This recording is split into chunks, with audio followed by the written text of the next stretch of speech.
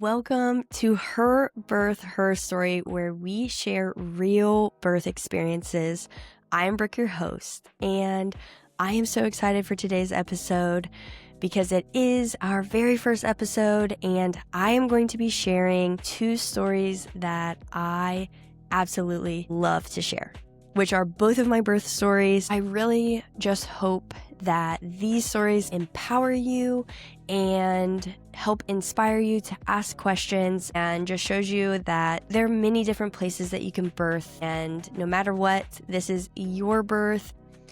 I hope that my stories can just also show you a little bit of my heart, my passion, and just my love for birth. And I want this to be like, it's just you and me, and we are just sharing our birth stories with each other over a cup of coffee. It will be an absolute miracle if I can get through any of the episodes, any of the interviews of just talking about birth without crying. I'm already super emotional as it is. I probably will cry at some point in this episode. So I just thank you so much for being here. Thank you for letting me share both of my stories with you.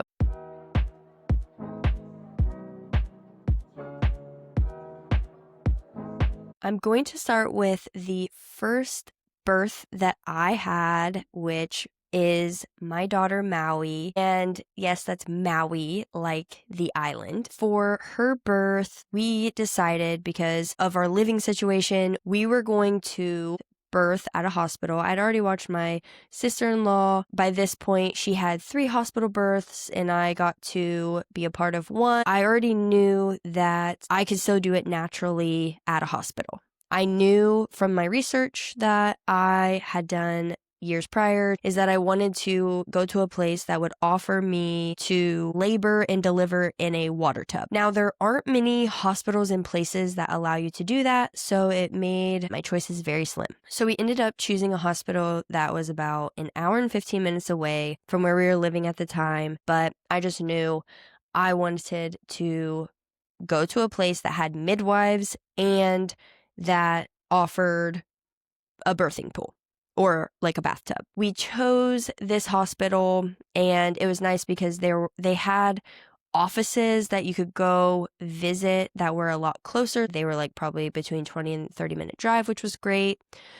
And, my pregnancy with my daughter was so textbook. Literally every single thing, when it said it would happen, it happened. My pregnancy was great. I didn't really have any nauseousness, any morning sickness, anything like that. I definitely had cravings. There were a couple of aversions that I did have, which was like coffee. And that was really hard because I'm a huge coffee person. Everything's great. Fast forward to 20 weeks. And this is in 2021. So there's still some weird COVID protocols that are going on in the hospital.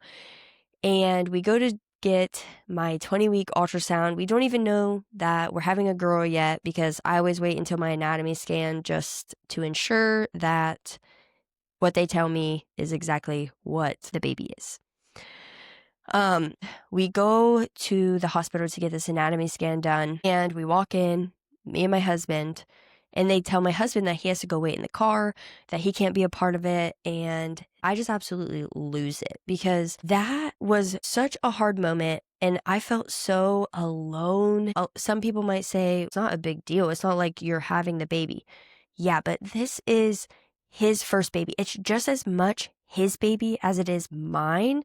And it's not fair that he got robbed of an experience. Then they told me to justify it. They said, well, you guys could FaceTime. Like, that absolutely just did me in too. It was just bawling the whole entire time. I was so mad. That was ridiculous. But we're in the ultrasound room, in this huge room with just me and the ultrasound tech. I am watching, the picture she's taking and the videos of the baby just moving around. And it was just so cool. And I was also heartbroken at the same time because my husband didn't get to experience it. I ended up not even being able to FaceTime because the internet or my phone would not connect. So I ended up just having to show videos and stuff. But after that was done, the doctor came in and was telling me I needed to call my husband. So I did. And he was saying that he saw something on the ultrasound that was really alarming and I needed to get extensive genetic testing done. I was extremely fearful and I felt like they were really taking advantage of me because I'm already upset. I'm alone throughout this. And my husband on the phone says, "Is this something that we have to decide right now?" And he said, "No, but I definitely would get it done." He was like, "Okay, I believe that the baby's healthy and we're gonna just continue to pray about it and we'll talk with the provider more if it's something that we feel we need to do." So I knew right then and there, my husband gave me my backbone and helped me to just feel so confident in our choice. Everything's going great in my pregnancy. We find out that we're having a baby girl, which is so much fun. During this time, I'm going to the chiropractor. I'm still exercising, eating healthy, making sure that I'm taking a good high quality prenatal, staying hydrated, and getting some sun. And at the time we lived in Ohio.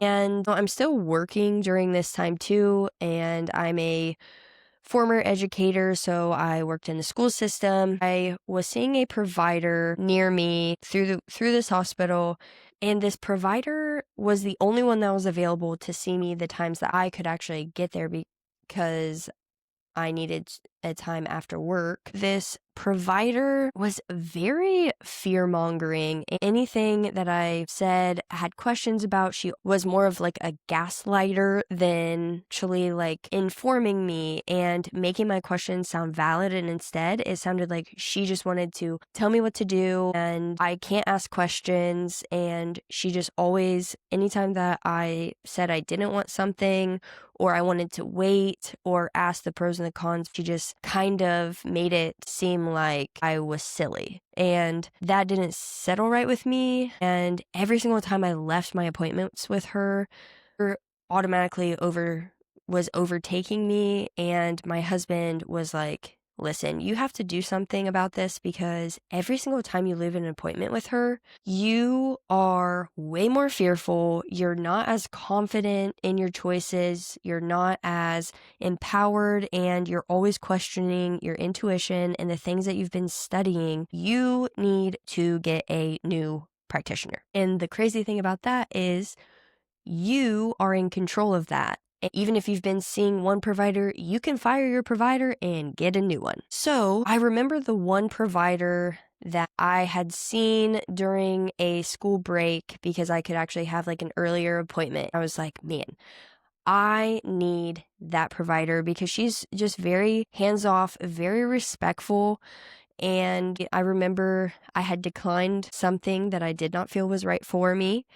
And she was like, "Okay, yeah, no big deal. I'll put it in your chart so that nobody bothers you about it." Wow. That's exactly how it should be. Everything should be in the chart so that if I don't want it, I'm not pressured to get it. Because the other practitioner, I had denied something, and every single time that I went back for 3 or 4 visits after that, she kept asking me and trying to pressure me. So fast forward about a month, I am 39 weeks pregnant. Exactly. I am seeing my new provider who is amazing. I go through my checkup and they're measuring my belly, checking the heart rate, weight, blood pressure, all of the things. And she's feeling my belly and she's like, "Do you feel that?" And I said, "No." And then she was like, "Whoa, you're having a Braxton Hicks contraction."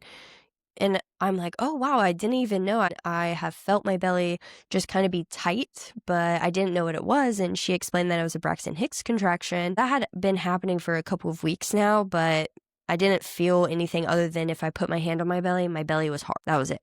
She asked me if I wanted to do a cervical check, and I had asked if that was going to tell me if labor was progressing or if I was going to have a baby soon. And she said, "Honestly, no, it isn't really a good indicator of that. You could literally be 3 centimeters dilated and not go into labor for a couple of weeks, or you could go into labor tonight." It's not a huge indicator of when you're going to go into labor, but if it's something you want to know, I'll do it.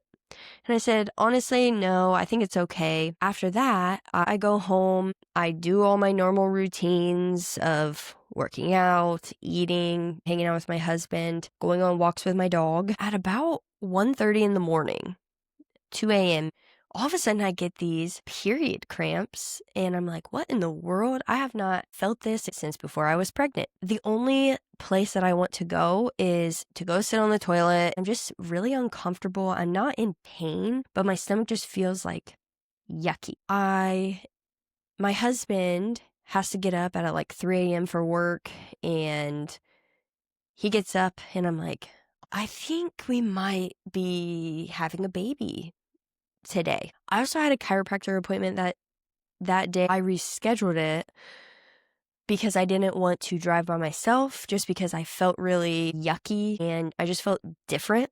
I texted my doula just to let her know kind of what was happening, and she had encouraged me to do a Miles circuit. What that does is it just helps to ensure that your baby is in optimal birthing position. And it's so funny because my Bible verse of the day that popped up at like 7 in the morning of this day was Romans 8:26. In the same way, the Spirit helps us in our weakness. We do not know what we ought to pray for, but the Spirit Himself intercedes for us through wordless groans.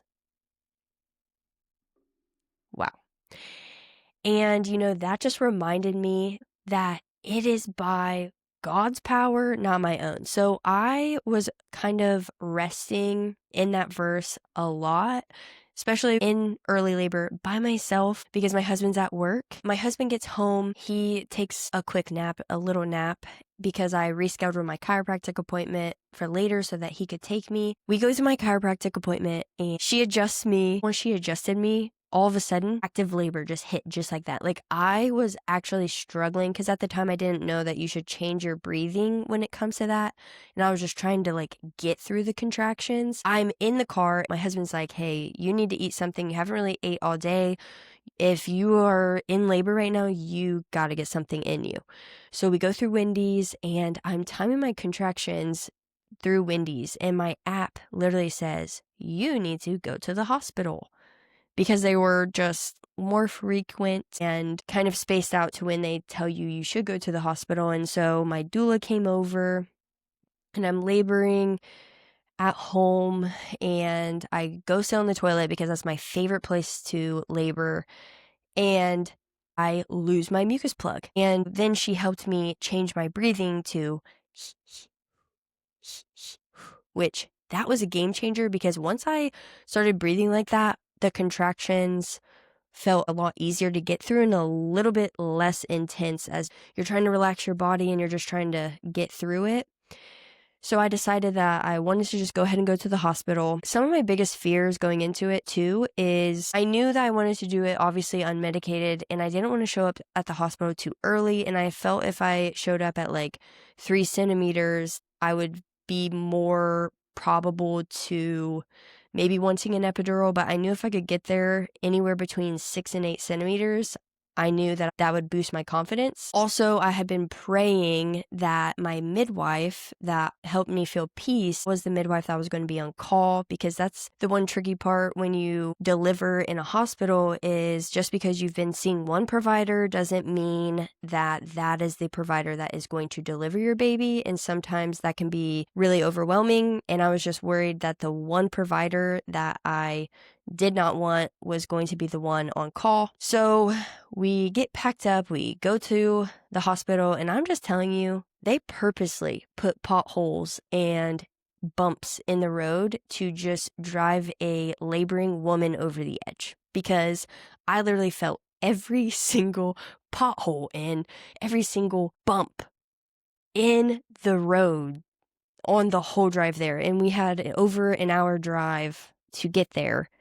So that part was a little insane, but the in-between parts of just, being with my husband, soaking in that moment, and also listening to worship music was just beautiful, and oxytocin was flowing because I just felt so loved and supported by my husband. And when we got to the hospital, they put me in a wheelchair. At this point, every time I walked a little bit, I had to stop anytime that a contraction came to breathe through it because they were that intense.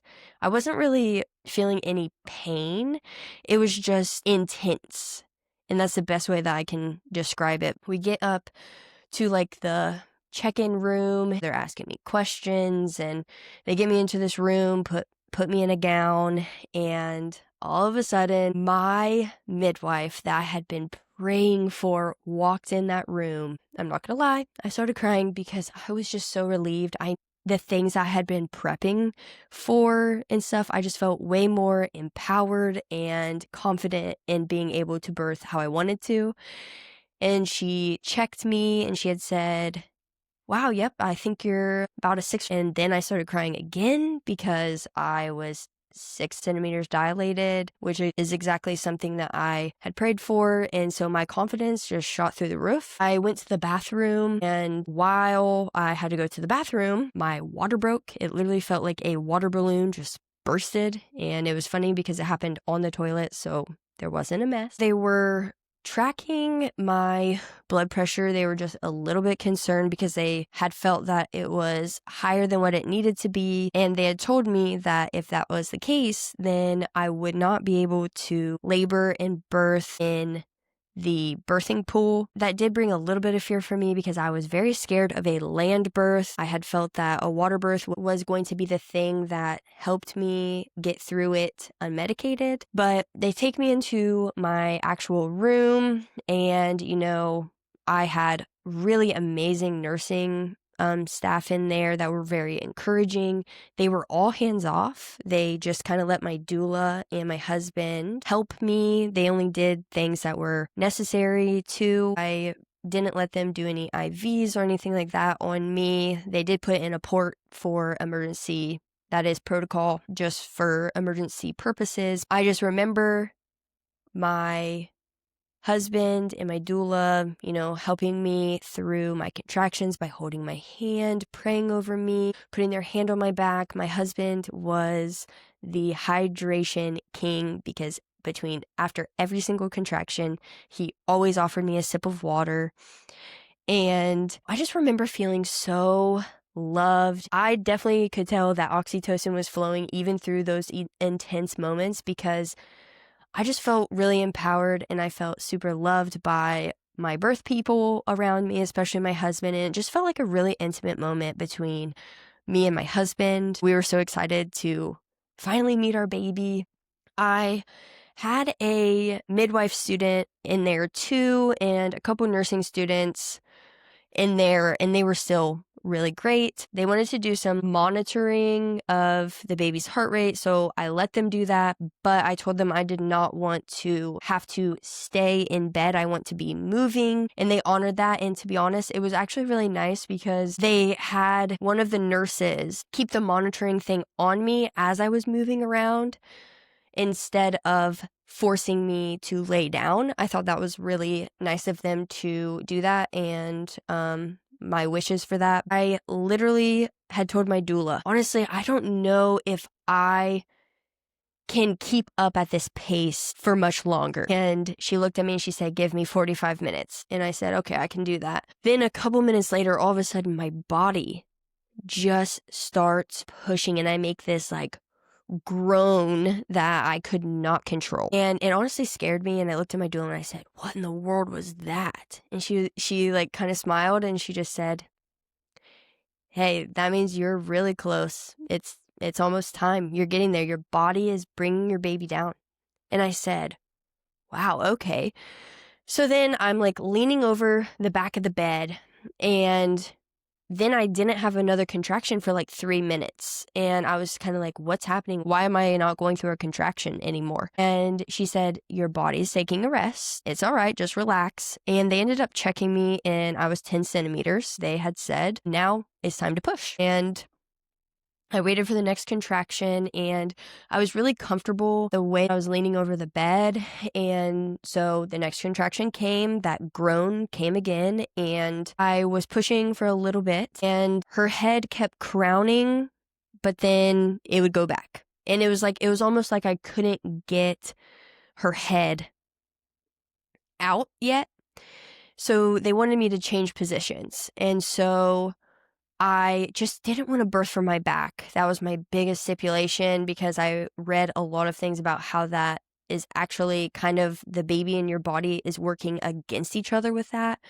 So they had me go on my side, and that was actually really great.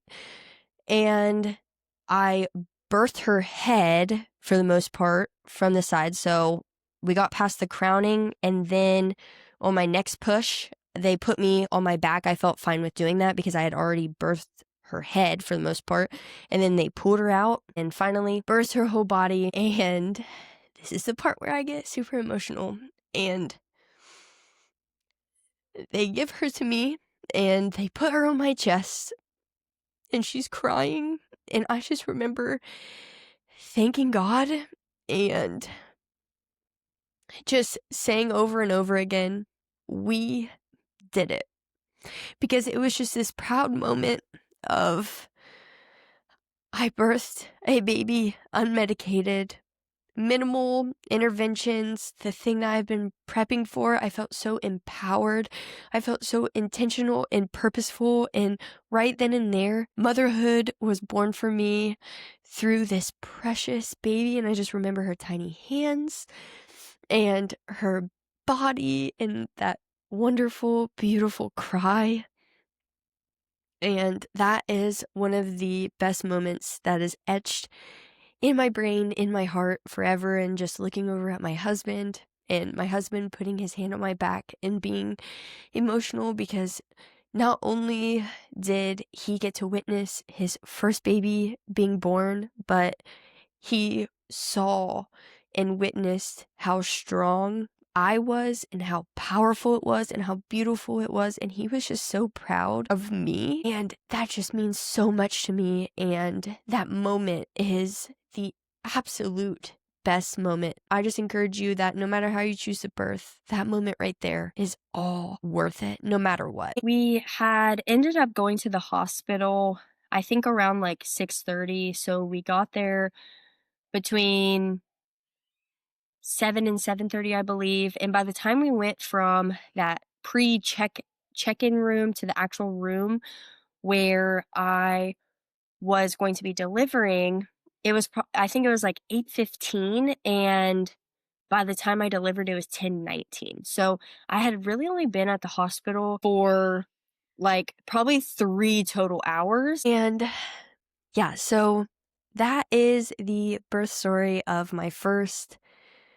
It was a hospital, unmedicated birth with minimal intervention, and I also only tore a little bit, and I think that has to do with two things. The fact that I wasn't just letting my body push, so I was forcing it to happen, and those maternal groans and those contractions are what help you to realize if you should be completely pushing or not. And also, because I was on my back, I felt like that was a little bit of why I tore just a little bit. I only had to end up getting 1 or 2 stitches, which isn't bad at all, especially for your first. Now we are going to move on to the birth of my second. This was in 2024, and we had moved to Florida the year my daughter was born, so in 2021. I knew that because our living situation was going to be different, I knew that I wanted my next one to be born at home, especially because of how I birthed at the hospital. I felt like I could do it at home and it would be fine. And I really wanted a home birth midwife because they are the people that do all your prenatal care during your pregnancy, and then they are also the ones that deliver your baby too, and I just really wanted to experience that. And we had been bopping around to different churches when we moved down here, and it was funny because I went to a couple of different churches, and every single church that I went to, I always ended up getting in a conversation with a new mom, and they said, "Oh yeah, I used the midwife bus. You definitely should look into it." The fast forward to I found out that I was pregnant. I decided to reach out to the midwife bus, and that's who I ended up going with because I had my prenatal appointment with her. She was just way different than any experience I had with the hospital. She took 45 minutes to an hour of her time to not just ask me medical questions, but just to ask me personal questions.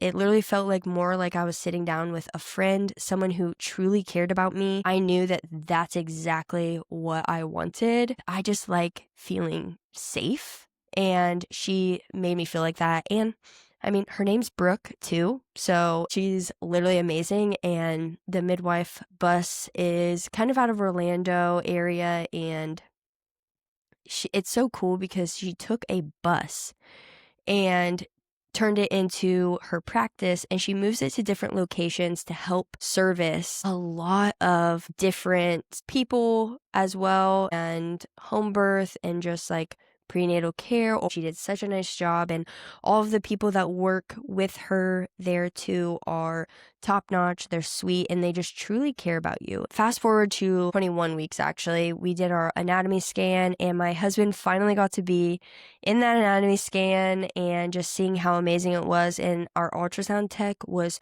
amazing, and it was also through the midwife bus, so I didn't have to go somewhere else. I just got to go to the bus and be with the people who I felt really confident with and safe. And it was just a beautiful experience because she was amazing, and my husband and I got to experience it together. And then later on that day, we went to the beach and found out that we were going to be welcoming our first son.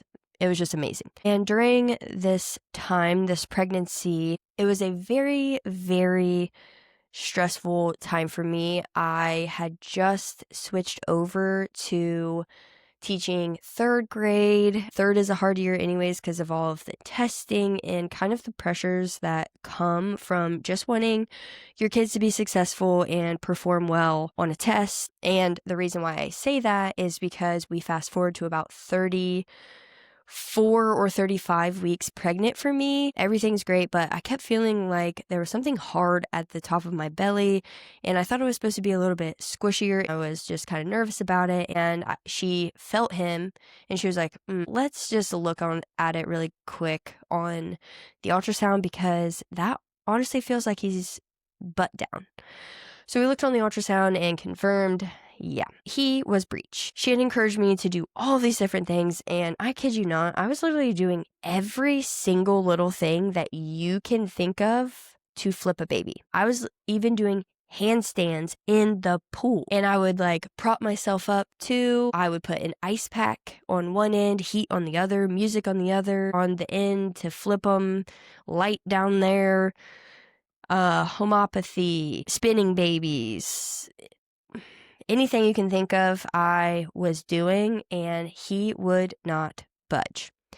So fast forward to my 37-week appointment. She came to my house, made sure to bring the ultrasound machine just to see if he flipped, and he didn't. She had confirmed that he was breech, but he was frank breech, which frank breech just means that it's basically another variation of normal, to where if you have a practitioner who's trained in breech births, a lot of people give birth that way and it ends up being fine. A lot of times in the hospital, they will not let you do that. Normally that ends in a C-section, and I just didn't want to have to trade providers, or obviously didn't want to have a C-section. That's not really something I really desired. So she had told me that I could either switch my provider, or she actually knows a doctor that specializes in ECVs, which is an external cephalic version. And I decided that I didn't really want a C-section, and I was going to do this because she was talking very highly of him. We go to the hospital,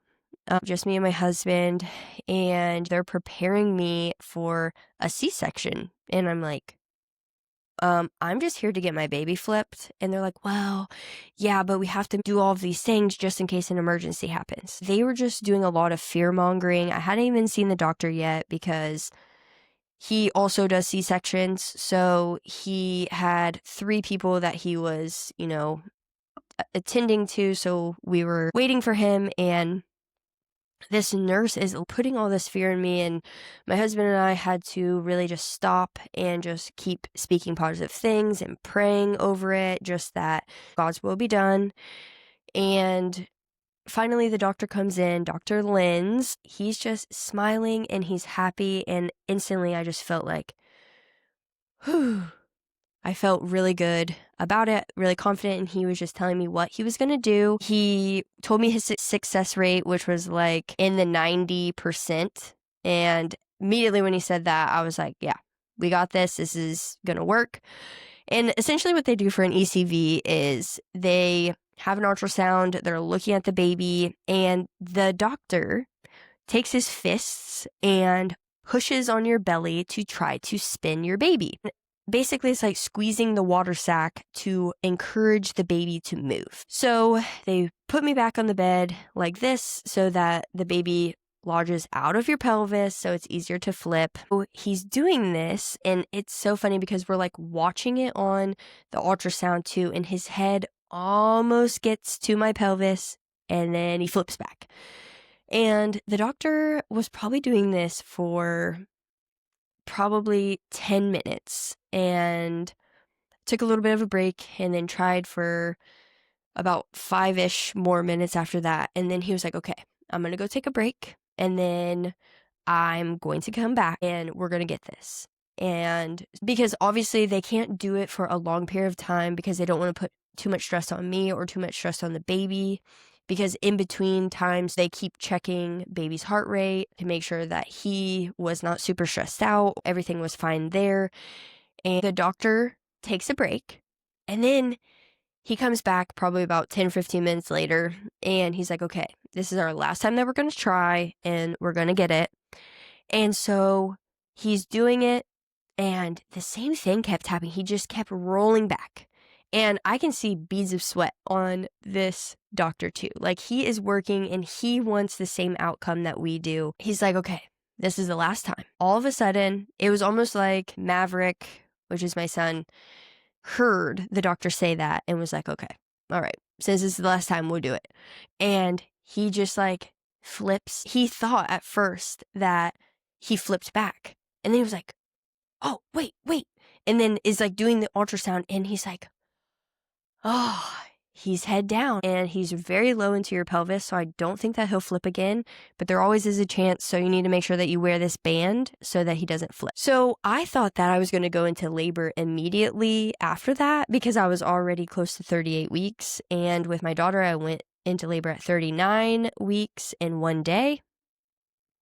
And that was not the case. That was actually very far from the case. His due date was June 10th, and I saw my due date, and I watched it go as well. And, my husband's birthday and my daughter's birthday are both in June after the 10th. And I was very fearful over the fact that somebody was going to share a birthday. I really didn't want that to happen. I get it. It's not the end of the world, but I just want everybody to have their own birthday. 41 weeks comes. My midwife is like, everybody's birthday has passed. If you are feeling really uncomfortable, we can always do the midwife's brew. I just want to make sure that we do a non-stress test too, just to make sure that everything's still going fine. Literally within like a couple minutes, Maverick passed his non-stress test too, and she was really impressed with that. So he wasn't like stressed out or anything like that. At that point in time, I did have her do a membrane sweep just to see if we could get things started because I was having some on and off labor that it wasn't anything. It felt like maybe it progressed a little bit, and she checked me and I was 3 centimeters dilated. He was very, very low because when she went to go check my cervix, she said, oh, I poked his head. The next day, I did try the midwife's brew, which is castor oil, lemon juice, pineapple juice, and a nut butter mixed together just because it helps make the castor oil not so harsh on your stomach. After I did that, a few hours later, I started experiencing some intense contractions. It wasn't intense as in painful, but it just like felt like something was happening. And then I'd go lay down, and then I would go to sleep, and then it would go away, and then I'd wake up the next day and there was nothing. Fast forward to the day that he was born. That day I had not been experiencing any signs of labor at all. Literally nothing. And I was trying to do everything in my possible power to kickstart labor, and none of them work. So it just goes to show that babies are born when they want to be born. I had to schedule an ultrasound with my midwife. That was an ultrasound that was just a lot more in depth because we needed to make sure that the placenta was still feeding my baby and just to make sure that everything was still good for him because I was after 41 weeks. It's me, my husband, and my daughter, and we go to get in the car, and I look at the directions to get there, and it said it was going to take us over 2 hours to get there, and normally it's only an hour. So I texted her to tell her, and she was like, okay, let's just not worry about it today. We'll either, if you're still pregnant by tomorrow or Friday, then we'll make sure that we get it done. So we just decided as a family to go to the local park and walk. It's by a nice lake, and they have really nice trails with beautiful scenery, and I just wanted to spend some time together. And I'm still not having any type of contractions or anything like that. Like everything just feels fine. We come home, I lay down, I take a nap, like a 2-hour nap. I wake up, eat a bowl of yogurt, and then all of a sudden I have to breathe through a contraction. Not just like, oh wow. No, I had to just like that. And my husband literally freezes because he's sitting on the chair beside me, and he said, "Did you just breathe through that?" I said, "Yeah, that was weird. That was really intense." And I just thought I was being a baby because maybe I didn't prepare well enough, or everything was just different this time. And so then I had like 2 of those, and he was like, "You need to make sure that you text your midwife." And I was like, okay. And I was like downplaying it. I went and took my dog out to go to the bathroom. And while I was out there, I had to squat and breathe because it was so intense. And I came in and I said, yeah, I think I need to text Brooke. So I text her about it, and she just tells me, like, time them and let me know, and I can start heading that way. I went and sat on the toilet because that's my favorite place to labor, and it's where I feel the most comfortable. And it was just very, very intense. And during this time, my husband is cleaning up a little bit and wants to go shower because he didn't realize to what extent my contractions were. He didn't really know where I was at in labor, but he just knew that we were probably having a baby, and we were probably having a baby soon. And I am laboring by myself on the toilet, and I tell my midwife to come, and she's like an hour away. I stand up off the toilet, and I go over to our kitchen island, and all of a sudden I'm like leaning over my island, swaying back and forth, and all of a sudden that maternal groan that I had with my first happens, and my body starts to push. And I'm like, no, no, no, no way. There's no way this is happening right now. I literally waddle up our stairs, and Zach just got out of the shower, and I said, yeah, my body's pushing right now. And so he's like, I wish I could just have a picture of Zach's face. And he's like, what? And I said, yeah. And so we had already contacted my mother-in-law, my sister-in-law, and they were all getting ready to come over too. And they all had probably like over 30-minute drives to get to our house. And my midwife was over an hour away. I was on the phone with her. I called her and I said, hey, I just want to let you know, yeah, my body's pushing. And then she was like, okay. We didn't have the birth pool here because she was bringing that with her. I turned our bathtub on just because I thought that maybe the water would just either help slow things down or take like the intensity away. And she was like, honestly, Brooke, the best thing for you to do is to probably go lay down on your bed because it might help you slow some things down until I can get there. I'm like 45 minutes away. I go there into my bedroom, and for some reason, I turned the GoPro on. I lay down on the bed, and she's still on the phone. She heard me go through a contraction and the groan, and she said, "Yeah, you're about to have this baby for sure. You can either hang up and call 911 if you want somebody to be there, or I can stay on the phone with you if you feel comfortable doing that. I'm about 45 minutes away." And I said, "No, I feel okay with you being on the phone." I was honestly very confident, and she's telling Zach, grab towels, make sure there's blankets there. And it's just funny because my daughter is here during that time. She was 3 at the time, and my husband was more concerned, I feel like, about making sure she wasn't in there. So he's like shooing her out, and I have all of this on video too, so it's just really funny. But he's like shooing her out into her room to like play with toys and read books. I didn't really care if she was in the room or not. He viewed it as it might just be like a little traumatic, so let's just keep our distance a little bit. And I have a contraction, and I'm bearing down, laying on my bed, and I'm on my side because I, once again, didn't want to birth from my back. I'm on my side a little bit, and my water breaks on the bed. I have another contraction, and his head starts to come, and I reach down, and I feel, yes, that's his head. It's so funny because Zach is ready to go, and that's why we joke and we call him Midman around our house, because he is the one that delivered our son. But he's ready, and I birth his head. And anybody who has been through an unmedicated birth knows what relief comes from when you just birth the head. So it's just his head that is out. And I'm like, "Oh, he's out on the phone." And Brooke's like, he's born? You had him already? And I said, "Oh, no, just his head.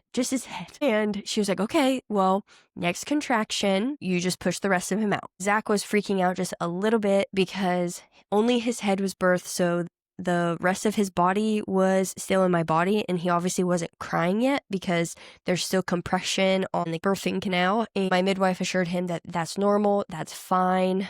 And finally, my next contraction came, and I pushed him all the way out and into my husband's arms, and then brought him to my chest, and he immediately starts crying, and his color honestly came pretty quickly. I will say that he was a little bit blue just because of the process of birth, and that's what kind of freaked Zach out just a little bit, but he was crying immediately. It was just so special. And we're back at that emotional part of my stories again. My daughter comes running in, and she said, "Oh, he's so cute." And that was such a special moment because she didn't really see anything anyways. And even if she did, I mean, we had talked about it, but she was 3. She was just so sweet. And the special moment of my husband being my biggest support and catching my son and bringing him to my chest, and us just being in the comfort of our own home, hearing his sweet cry and his feet, his big feet, and just that beautiful moment is so worth it.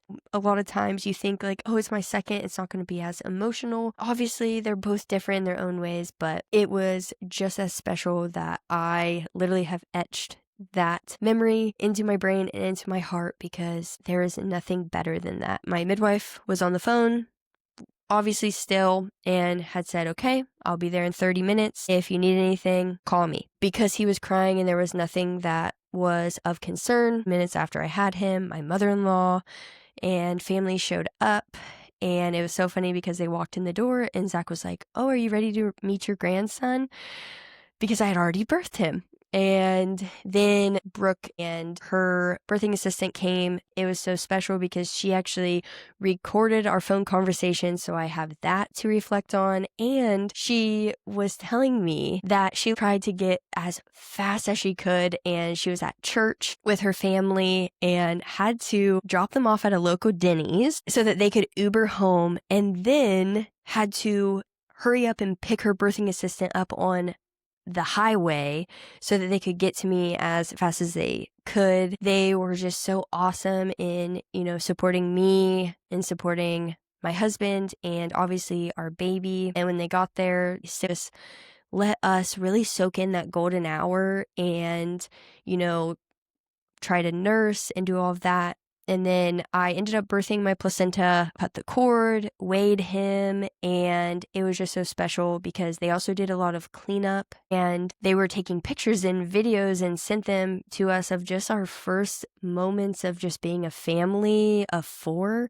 And it was just so special. And I ended up having him at about 9:47, I believe. And I ended up being in labor from that first contraction to having him was literally an hour and 18 minutes. For the year 2024, I was Brooke's fastest labor. Not that it's a competition. So it was just a very fast and furious birth, but it was so beautiful. And it's just so funny because it ended up not being what I had anticipated. I anticipated a peaceful water birth with dim lights and, my family around me with worship music. And it was literally nothing like that. Thank you so much for listening to this episode on Her Birth, Her Story. I really hope that this story inspires you, encourages you, empowers you to just know your options and just to feel more confident in your births. And just know that